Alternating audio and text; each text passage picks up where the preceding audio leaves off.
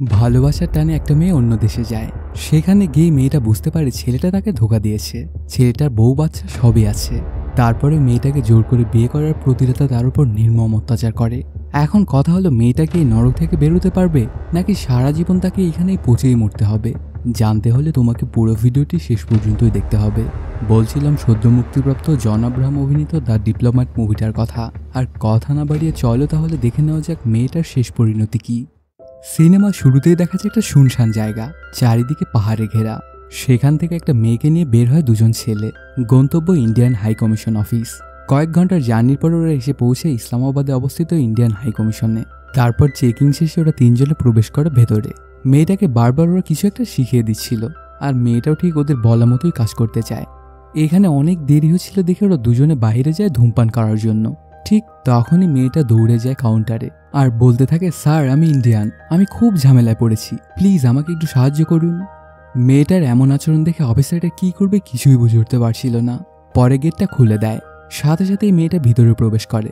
ওকে দেখেই তো অফিসের ভেতরে সবাই ভয় পেয়ে যায়, কি করবে কিছুই বুঝে উঠতে পারছিল না। আর মেয়েটাকে বাইরে বের করেও দিতে চায়, কিন্তু কিছুতেই মেয়েটা বাইরে বেরোতে চায় না। পরে ওকে ভেতরে ঢুকতে দেওয়া অফিসারটা এসে সবকিছু জানায়। মেয়েটার নাম উজমা আহমেদ। ওর পাসপোর্ট চেক করে বুঝতে পারে মেয়েটা আসলে ইন্ডিয়ান। সাথে সাথে অফিসের বস জেপিকে খবর দেওয়া হয়। কিছুক্ষণের মধ্যেই জেপিও সেখানে চলে আসে। উজমা অনেক কান্নাকাটি করে জেপির কাছে সাহায্য চায়। আমি অনেক কষ্টে এখানে এসেছি স্যার, আপনি আমাকে সাহায্য করতে পারেন। এবার যদি আমাকে ফিরে যেতে হয় তবে কখনই আর এখানে আসতে পারবো না, আর জীবিত তো একদমই না, প্লিজ আমাকে সাহায্য করুন। মেয়েটার মুখে এমন কথা শুনে হঠাৎই জেপির একটা দুর্ঘটনার কথা মনে পড়ে যায়। জেপির কোন দুর্ঘটনার কথা মনে পড়লে এটা একটু সামনের দিকে গিয়ে জানা যাবে। তারপর জেপি উজমাকে জিজ্ঞাসাবাদ করতে শুরু করে, তোমার সাথে যা যা হয়েছে সবকিছু খুলে বলো, তবেই আমি কিছু করতে পারবো তোমার জন্য। পাকিস্তানে কোথায় থাকতে তুমি? তখন মেয়েটা বলে বোনের। এটা শুনে থমকে যায় জেপি, কারণ সাধারণ পাকিস্তানে ওই জায়গায় যেতে অনেক ভয় পায়, জায়গাটা এতটাই খারাপ। তাহলে তুমি কিভাবে গেলে? তখন উজমা বলে, জানি না স্যার, তাহির সবকিছুর ব্যবস্থা করে দিয়েছিল, ওর কথাতেই আমি পাকিস্তানে এসেছিলাম। এখানে আসার পরেই আমি বুঝতে পারি যে এখানে কিছুই ঠিক নেই। তারপর আমি আবার ইন্ডিয়া ফিরে যেতে চাইলে যেতে দেয়নি তাহির, আমাকে বেঁধে রেখেছিল, মারপিট করতো সবসময়, সাথে জোর করে সব খারাপ কাজও করত। উজমার মুখে এমন কথা শুনে একদমই যেন বিশ্বাসী হচ্ছিল না জেপির। তখন মেয়েটা উজমাকে নিয়ে গিয়ে চেক করে, দেখতে পায় পুরো শরীরে মারের চিহ্ন। তারপর এসে জেপিকে সবকিছু জানায়। তখন জেপি বলে, মারের চিহ্ন কিন্তু বানানো সম্ভব, হয়তো তারা বড় কিছু একটা প্ল্যান করছে, তো আমাদের সবকিছু সাবধানতার সহিত করতে হবে। এটা শুনে মেয়েটা অনেক রেগে যায় আর বলে, স্যার আমি একটা মেয়ে, তো আমি খুব ভালোভাবেই বুঝি যে কোন দাগটা মারের আর কোন দাগটা বানানো। আর উজমার শরীরের বিভিন্ন জায়গায় কামড়ের অনেক দাগ আছে, সাথে প্রাইভেট পার্টে অনেক ক্ষত, তো উজমা সব সত্য কথাই বলছে স্যার। এগুলো শুনেই জেপি চলে আসে মিনিস্ট্রি অফ ফরেন অ্যাফেয়ার্সের অফিসে। ফারাজ নামের অফিসারকে সবকিছু খুলে বলে জেপি। তখন সে তার বসদের সাথে কথা বলে জানায়, কাহিনী যদি সত্য হয় তবে ওকে ইন্ডিয়া যেতে আমরা সাহায্য করব, এখানে কোনো ঝামেলা নেই। তারপর পরই উজমাকে একটা সেফ হাউস আনা হয়, আপাতত এখানেই সে সুরক্ষিত থাকবে। এদিকে দেখা যায় তাহির আর তার ভাই অ্যাম্বাসির বাইরেই অপেক্ষা করছিল, আর মনে মনে ভাবছিল কেনই যে উজমাকে এখানে আনলাম, এখন সবকিছু গড়বড় হয়ে গেল। তারপর সেখান থেকে চলে যায় ওরা। এই ব্যাপারটার সাথে সাথেই একজন এসে জেপিকে জানায়। তখন জেপি ওকে পুলিশের থেকে তাহিরের অবস্থান সম্পর্কে খবরাখবর নিতে বলে। আসলে এখানকার পুলিশের সাথে ওর অনেক খাতির আছে, তো এটা ওর জন্য পান্তাপানি টাইপের। দেখা যায় মালিক নামের এক পাকিস্তানের সিক্রেট সার্ভিস এজেন্ট দেখা করতে আসে তাহিরদের সাথে। এখানে তো সবার কাছেই বন্ধু, তার মানে এরা খুব ডেঞ্জারাস লোক। তারপর ওদের বলে, তোমাদের আর কিছুই করতে হবে না, যা করার এখন আমিই করব। পরদিন সকালেই পুরো দেশেই খবরটাই ছেয়ে যায়। বলা হয় যে ইন্ডিয়ান এম্বাসি এক স্বামী বউকে আলাদা করেছে, কোনোভাবেই স্বামীকে তার বউয়ের সাথে দেখা করতে দিচ্ছে না ওরা, আর বউকে অ্যাম্বাসির মধ্যে আটকে রেখেছে। এইসব নিউজ যখন পুরা দেশে ছড়ে যায় তখন হট্টগোল বেঁধে যায়। আসলে তাহির মিডিয়ার কাছে গিয়ে এইসব বয়ান দিয়েছিল যে ওর বউকে ইন্ডিয়ান এম্বাসিতে ধরে রাখা হয়েছে জোর করে। ইন্ডিয়াতে থাকা হাই কমিশনের এসব নিউজ দেখে জেপিকে কল দেয়, ওনার নাম সুষমা। তখন তিনি জানায়, পুরো পাকিস্তানে আমাদের বদনামি হচ্ছে, আমরা কিছু বলতে পারবো না ঠিকই, তবে উজমা তো মিডিয়ার সামনে গিয়ে সব সত্য কথা বলতে পারবে, আর এতে উজমারও দেশে ফিরতে অনেক সুবিধাও হবে। এসব শুনে জেপি আসে উজমার সাথে দেখা করতে, আর ওকে সব কিছু খুলে বলে, গোটা দেশে আমাদের অ্যাম্বাসির অনেক বদনাম হচ্ছে, সবাই বলছে আমরা নাকি তোমাকে জোর করে এখানে রেখেছি, এসব কিছু একমাত্র তুমিই ঠিক করতে পারো, তোমার জন্য আমরা লড়েছি, এখন আমাদের ইজ্জত বাঁচানোর দায়িত্ব তোমার। তুমি যদি ম্যাজিস্ট্রেট কোর্টে গিয়ে মিডিয়ার কাছে সব সত্যটা বলো তবেই সবার জন্যই ভালো হবে। কিন্তু কোনোভাবেই উজমা এখান থেকে যেতে চায় না, আমি এখানেই থাকবো, ওই শয়তানদের সামনে আমি যেতে পারবো না। এতদিন ওরা আমার সাথে যা যা করেছে সেগুলোর পরে ওর চোখে আমি চোখ রাখতেই পারি না, তো কোনোভাবে আমি স্টেটমেন্টটা দিতে পারবো না স্যার। এগুলো শুনে অনেক রেগে যায় জেপি। তোমাকে সাহায্য করার এই প্রতিদান দিচ্ছে এখন, আর স্টেটমেন্ট না দিলে তো তুমিও ইন্ডিয়া যেতে পারবে না। তোমার ভিসার মেয়াদ মাত্র 1 মাস, সেটা শেষ হয়ে গেলে আর অ্যাম্বাসিতেও তোমাকে রাখতে পারবো না আমরা। আর এখন তো আমার মনে হচ্ছে যে তোমার সব কথাই মিথ্যা, তোমার একটা মেয়ে আছে সেটাও তো বলনি তুমি। তখন উজমা বলে, স্যার আপনি আমার সম্পর্কে কি জানেন, আর যদি এতই আমার কাহিনী জানতে চান তবে শুনেন। কাজের খোঁজে আমি মালয়েশিয়া যাই আমার বান্ধবী শাহিনের কাছে। সেখানে গিয়ে আমার পার্সটা ভুলে ট্যাক্সিতেই রেখে চলে আসি। সেটার মধ্যে পাসপোর্ট, মোবাইল সব কিছুই ছিল। এটাতে আমি অনেক আপসেট হয়ে যাই। ঠিক তখনই আমার পরিচয় হয় তাহিরের সাথে।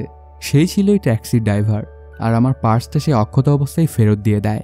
এটাতে আমি মনে করি ছেলেটা অনেক ভালো, আর এখানেই হয় আমার সবচাইতে বড় ভুল। তাহির আমাকে চাকরি খুঁজতে অনেক সাহায্য করেছিল। আস্তে আস্তে একে অপরকে ভালো লাগতে শুরু করে আমাদের। দিন এভাবেই কাটতে থাকে। একদিন হঠাৎই আমি জানতে পারি আমার মেয়ের থ্যালাসেমিয়া হয়েছে, আর এটা চিকিৎসা অনেক ব্যয়বহুল। কি করব কিছুই বুঝে উঠতে পারছিলাম না আমি।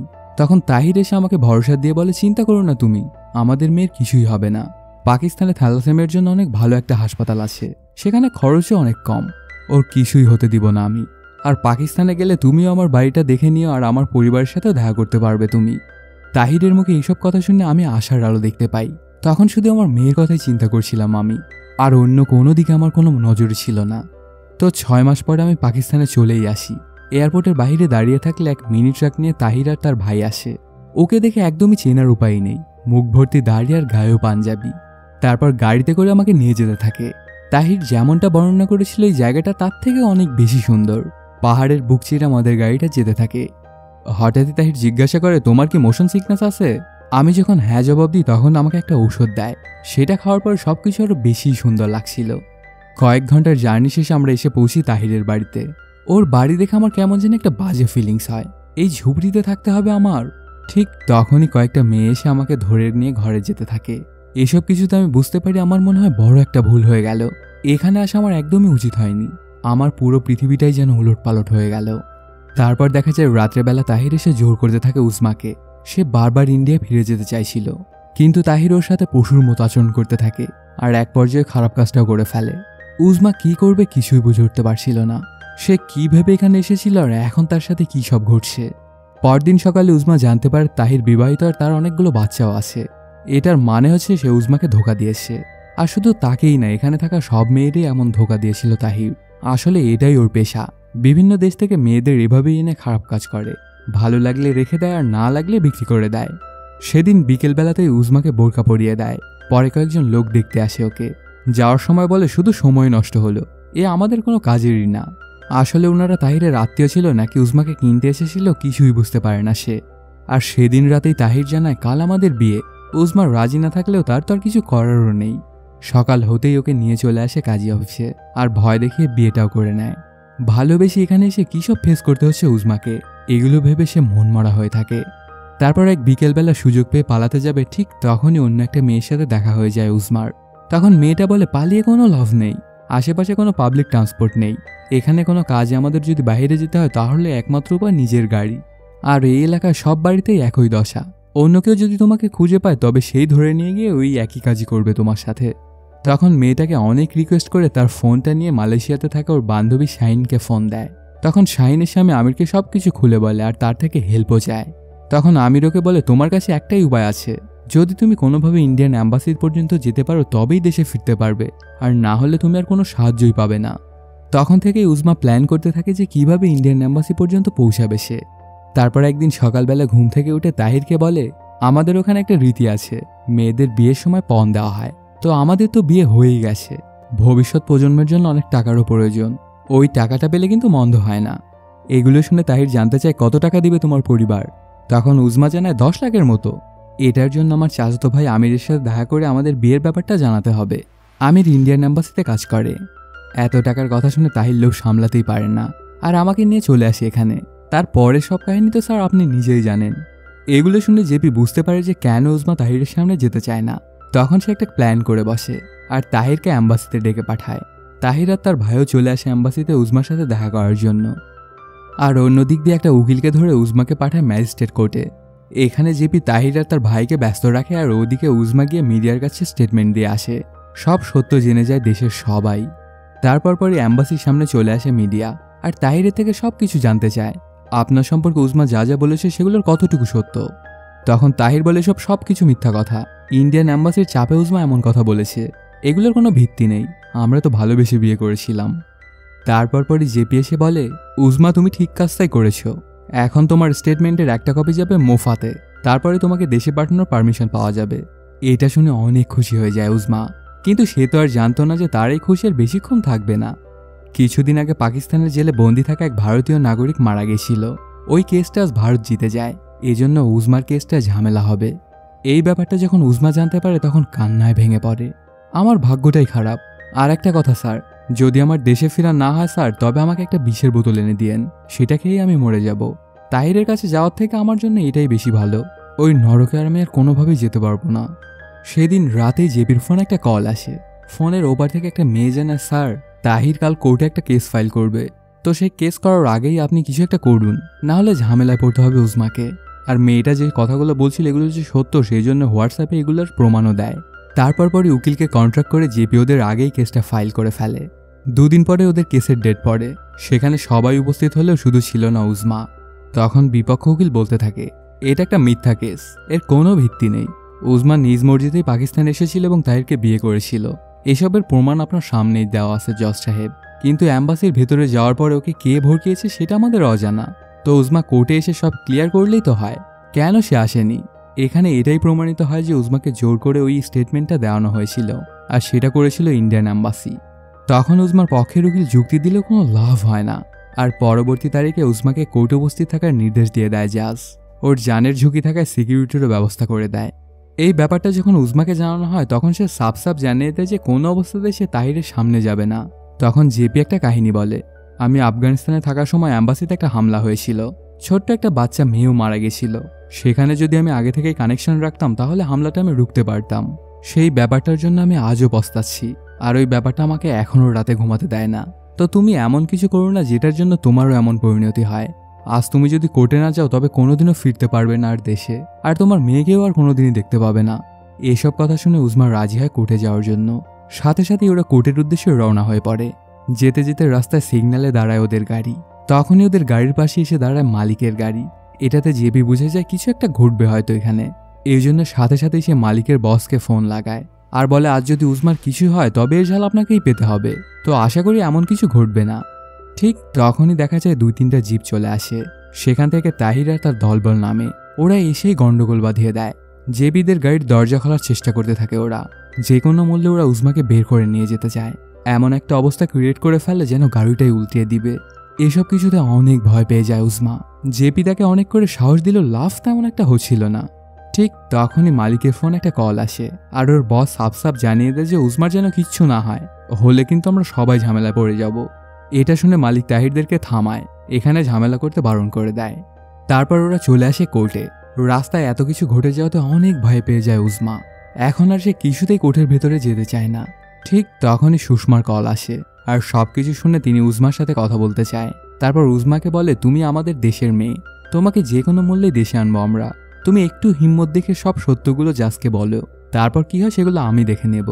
ওনার কথা অনেক সাহস জুগিয়ে উজমা কোর্টরুমে প্রবেশ করে, ওকে দেখেই তো তাহিররা চিল্লাচিল্লি শুরু করে দেয়। এগুলো দেখে উজমা অনেক ভয় পেয়ে যায়।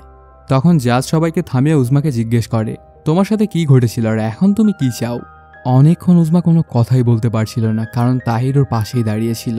ওকে দেখলেই যেন উজমার আত্মায় কেঁপে ওঠে, আর সেই পুরনো সব নির্মম কাহিনীর কথা মনে পড়ে যায়। তারপর অনেক ভয়ে ভয়ে বলতে থাকে এখানে আমি এসেছিলাম আমার নিজের ইচ্ছাতেই, কিন্তু এসে জানতে পারি তাহির বিবাহিত আর তার বাচ্চাও আছে, সে আমাকে ধোঁকা দিয়েছিল। তখন আমি দেশে ফিরে যেতে চাই, কিন্তু তাহির আমাকে দেশে তো যেতে দেয় না, আর অনেক মারধরও করে, সাথে জোর করে খারাপ কাজও করে, এমনকি বিয়েটাও আমার ইচ্ছার বিরুদ্ধেই হয়েছিল। তো এখন আমার একটাই ইচ্ছা, আমি আমার দেশে ফিরে যেতে চাই, এখানে আমি আর এক মুহূর্ত থাকতে পারবো না। এগুলো বলতে বলতেই কান্না করে দেয় উজমা। তারপর পরে জাজ তার ডিসিশন শোনায়, যেহেতু উজমা প্রাপ্তবয়স্ক একটা মেয়ে, তো ওর ইচ্ছার বিরুদ্ধে আমরা ওকে এখানে রাখতে পারি না, যত তাড়াতাড়ি সম্ভব ওর দেশে ফিরে যাওয়ার ব্যবস্থা করা হোক। জাজের এমন ডিসিশন শুনে তো তাহিররা কেউই মানতে চায় না আর হট্টগোল করতে থাকে, কিন্তু জাজ তার সিদ্ধান্তে একদম অটল, আর বর্ডার পর্যন্ত যাওয়ার জন্য লোকাল পুলিশ প্রোটেকশনেরও আদেশ দেয় জাজ। এরা কোর্টরুম থেকে বের হয়ে যাওয়ার সময় অনেক ঝামেলা করার চেষ্টা করে তাহিররা, কিন্তু লাভ তেমন একটা হয় না। 2 ভ্যান পুলিশ প্রোটেকশন সহ জেপিরা বের হয়ে পড়ে বর্ডারের উদ্দেশ্যে। অনেকটা রাস্তা যেতে হবে ওদেরকে, এজন্য উজমা অনেক ভয় পাচ্ছিল। যতক্ষণ সে বর্ডার পার না হবে ততক্ষণ শান্তি পাবে না। এই দেশে থাকা পর্যন্ত তার সব কাহিনী যেন সে ভুলতেই পারছিল না। কয়েক ঘন্টা এভাবে চলার পরে একটা জায়গায় এসে পুলিশ চেঞ্জ হবে। তখন পরবর্তী ভ্যান আসা পর্যন্ত ওদেরকে এখানেই অপেক্ষা করতে বলে চলে যায় ওই 2 পুলিশ ভ্যান। কিছুক্ষণ ওরা এখানেই অপেক্ষা করে, তারপর বুঝতে পারে হয়তোবা কোনো ঝামেলা হবে। এটাতে গাড়ি চালাতে শুরু করে জেপি। অনেক জোরে যেতে থাকে ওর গাড়ি নিয়ে। এক পর্যায়ে পাশ থেকে গাড়ি আসার ভাঁজ পায় ওরা, এতে আরও জোরে যেতে থাকে জেপি। কিন্তু পরে দেখা যায় এগুলো আসলে পুলিশ ভ্যান, আসতে ওরা একটু দেরি করে ফেলেছে, এর জন্য সরিও বলে। এরপর আবারও যেতে থাকে বর্ডারের উদ্দেশ্যে। কিছুক্ষণ যাওয়ার পরে একটা মোড়ে এসে চলে আসে তাহিররা, এসেই গোলাগুলি শুরু করে দেয়। পুলিশের ওদের মধ্যে তুমুল গোলাগুলি হতে থাকে। এসব কিছু চলতে থাকলে এক পর্যায়ে জেপি গাড়ি নিয়ে ভাগিয়ে অন্য রাস্তা দিয়ে যাওয়া শুরু করে, আর ওদের পেছনেই আসছিল তাহিররাও। কিছুক্ষণের মধ্যে ওদেরকে ধরেও ফেলে আর গুলি চালাতে শুরু করে, কিন্তু জেপির গাড়ি বুলেট প্রুফ হওয়াতে কিছুই হচ্ছিল না ওদের। তারপরেও এত কিছু ঘটে যাওয়াতে গাড়ির ভেতরে অনেক ভয় পেয়ে যায় উজমা। গুলি করতে করতে যখন তাহিরের বন্দুকটা ফাঁকা হয়ে যায় তখন গাড়ি দিয়েই ধাক্কা দিতে শুরু করে। এতে জেপির গাড়ির তো একদম বেহাল দশা হয়ে যায়। হঠাৎই বুদ্ধি করে জেপি ওর গাড়িকে একটা ধাক্কা দেয়, এটাতে তাহিরের গাড়িটা গিয়ে ধান ক্ষেতের মধ্যে পড়ে যায়। তারপর দেখা যায় কোনো রকমে ওরা জানে বেঁচে যায়, কিন্তু ওদের গাড়িটা একদমই লন্ডভন্ড হয়ে যায়। কিছুক্ষণের মধ্যে জেপি আর উজমা চলে আসে বর্ডারের কাছে। এখানে ইমিগ্রেশন অফিসে আগে থেকেই ছিল মালিক। জাজের অর্ডার থাকার পরেও মালিক উজমাকে আজে বাজে প্রশ্ন করতে থাকে। সে কোনোভাবেই চাচ্ছিল না যে উজমা দেশে ফিরে যাক। সে মনে করেছিল উজমা হয়তো ভারতীয় এজেন্ট। সে এটা ওটা জিজ্ঞাসাবাদ করতে থাকলে আবারও মালিকের বসের ফোন আসে। তখন উজমাকে ছাড়তে বাধ্য হয় মালিক। ফাইনালি সব ঝামেলা শেষ করে বর্ডার গেটে এসে পৌঁছে ওরা। খোলা হয় দরজা। এটা দেখে স্বস্তির নিঃশ্বাস ফেলে উজমা, আর জেপিকে অনেক করে ধন্যবাদও দেয়। আপনার জন্যই আমি আজকে দেশে ফিরতে পারছি স্যার, আপনি না থাকলে যে আমার কি হতো। গেটের ওপারে উজমার জন্য অপেক্ষা করছিল সুষমা সহ আরও কয়েকজন। উজমা দেশে পৌঁছালে ওরাও অনেক খুশি হয়ে যায়। এতগুলো ঝামেলার পরে উজমা তার জন্মভূমিতে পা রাখে, আর এর মাধ্যমেই শেষও হয়ে যায় সিনেমাটি। তো বন্ধুরা, কেমন লাগলো আজকের এই এক্সপ্লেইনটি জানাতে কমেন্ট করো। আর যদি এখনও চ্যানেলটি সাবস্ক্রাইব না করে থাকো তাড়াতাড়ি সাবস্ক্রাইব করে নাও। দেখা হচ্ছে নতুন কোনো ভিডিওতে। Till then, সায়োনারা।